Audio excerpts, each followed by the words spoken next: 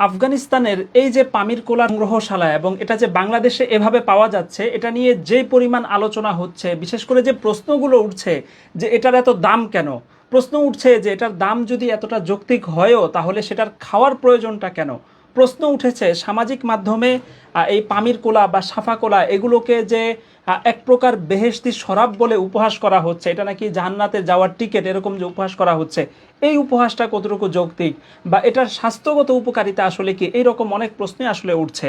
দেখেন, আমি খুব সংক্ষেপে এই প্রশ্নগুলোর উত্তরের পাশাপাশি মূল বিষয়টা একটু বলতে চাই যে এই পামির কোলা এটা বেভারেজ আইটেম হওয়ার কারণে, ইম্পোর্টেড হওয়ার কারণে এখানে প্রায় 300% ভ্যাট দিতে হয়।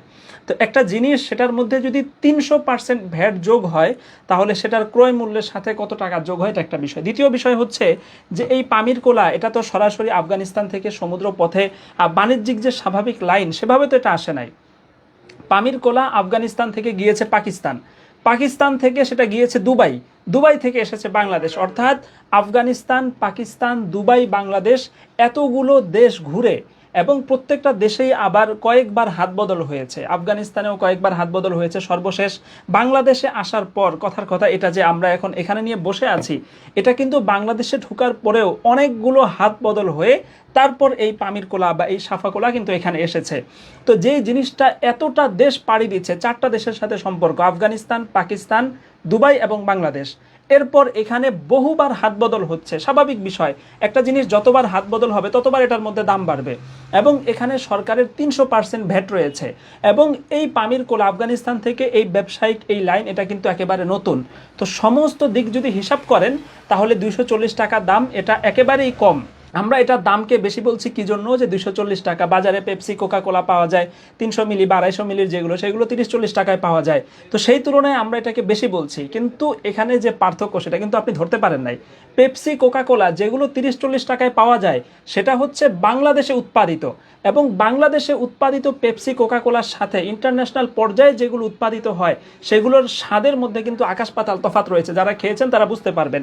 তো পেপসি, কোকা কোলা যেগুলো বাহির থেকে ইম্পোর্ট করা হয় বেভারেজ আইটেম হিসাবে, আপনি আমরা এখানে স্ক্রিনশটগুলো যুক্ত করে দিব, আপনি চাইলে স্বপ্ন সুপার শপের যে ওয়েবসাইট সেখানে আপনি দেখেন, ইউনিমার্টের ওয়েবসাইটে দেখেন বা তাদের সুপার শপে আপনি গিয়ে দেখেন, এক একটা পেপসি, এক একটা কোকা কোলার এক একটা ক্যানের দাম 280 থেকে 300 টাকা।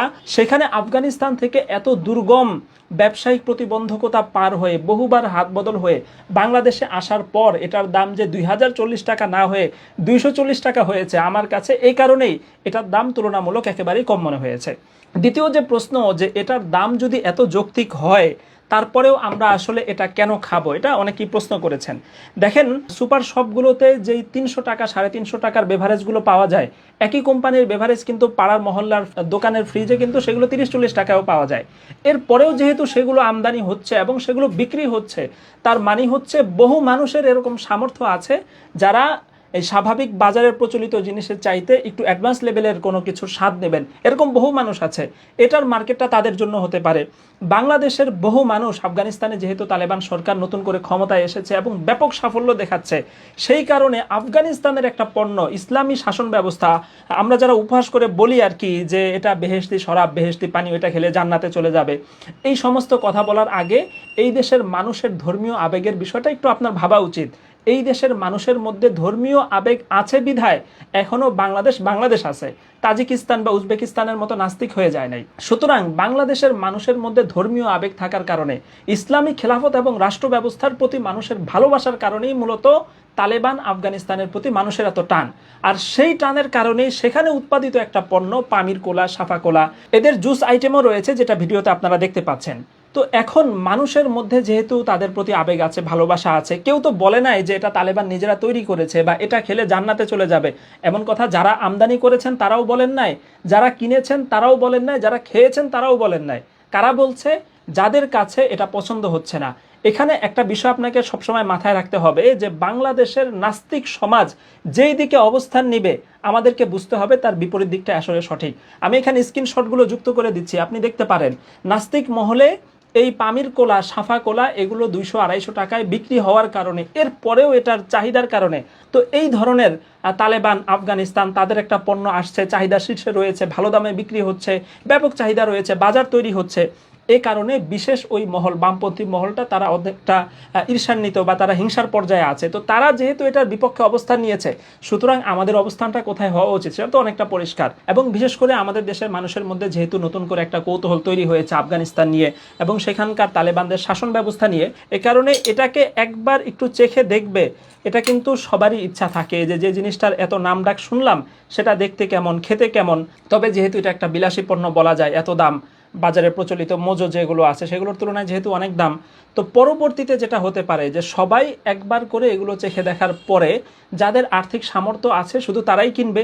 বা অনেক সময় এরকম হতে পারে যে বড় কোনো আয়োজন বা কোনো সামাজিক উপলক্ষ বা কোনো বিয়ে শাদিতে কেউ যদি নিজেদের আভিজাত্য প্রকাশের জন্য, বহু টাকা পয়সা তো বহুভাবেই খরচ হয়, তো যারা একটু চেতনাধারী বা ইসলামপন্থী বা একটু আবেগের আছেন, তারা যদি বিয়ে শাদী বা এই ধরনের আয়োজনে আফগানিস্তানের এই ধরনের ইম্পোর্টেড বেভারেজের মাধ্যমে নিজেদের একটা আভিজাত্য প্রকাশ করেন, নিজেদের একটা চেতনা এবং ভালোবাসা প্রকাশ করেন, তাতে কারই বা কি আসে যায়, আপনারই বা কি আসে যায় যারা এরকম করে উপহাস করছেন। কাজেই আপনার যদি ভালো লাগে আপনি খান, আপনার যদি ভালো না লাগে আপনি এটাকে এড়িয়ে যান। এটা খেয়ে যে আপনাকে বেহেশতে যেতে হবে সেটা আমদানিকারকরাও বলেন নাই, কোম্পানিরাও বলে নাই, এবং যারা খাচ্ছেন তারাও কিন্তু এই নিয়তে কেউই খাচ্ছেন না। তো যেহেতু এখানে মানুষের আবেগ রয়েছে, মানুষের ভালোবাসা রয়েছে এবং পরোক্ষভাবে ইমারত সরকারের সহযোগিতারও একটা বিষয় এখানে রয়েছে, যত ছোটই হোক, কাজেই আপনি একজন ডানপন্থী, একজন মুসলিম হয়ে এই জিনিসটাকে তো আপনি অবহেলা করতে পারেন না।